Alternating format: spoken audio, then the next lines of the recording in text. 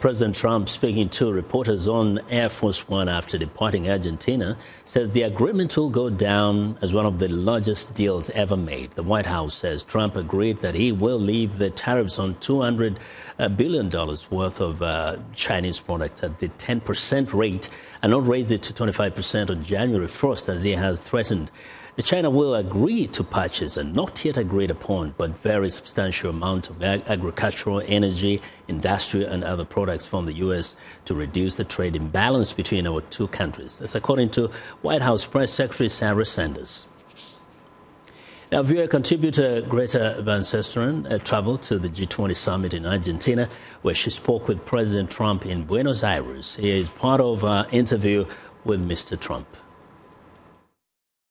As you call out China as one of the countries you say is ripping off the United States, China's global footprint is expanding. They're all over North Africa. They're building a huge port in Pakistan. They have great deals, investment deals in Panama and Latin America, sort of coming very close to the United States geographically. Do you trust the strategic goals of China, or are you a little bit worried? Well, I think they're going to have less money than they have right now because the deal that I'm making, if you look at, we have $250 billion right now at 25%. That means we're going to be taking in billions and billions of dollars, plus I can double that up and then I can double it again. And they could never do what they did in the past with other presidents because, and you see what's happening. I mean, China is, I don't want to do this, but they are not doing very well now compared to what they were doing. And again, I think that we are doing well. We picked up $11.7 trillion in worth since my election, and China's lost a great deal of worth. And we are now a much bigger economy than China, which a lot of people don't know, but we're a much bigger and really a much more powerful economy than China. But as a national security point, you know, with their investment in Latin America and all over the world, it does seem that they're making a bigger footprint around the world. I know, but they have a debt problem, and they have to pay for that debt. It's a tremendous amount of money that they're spending. Do I like it? Probably not, but I also know it's very expensive for them, and a lot of those places aren't going to work out. All right. One of the issues of a global economy is climate change. That's a discussion here.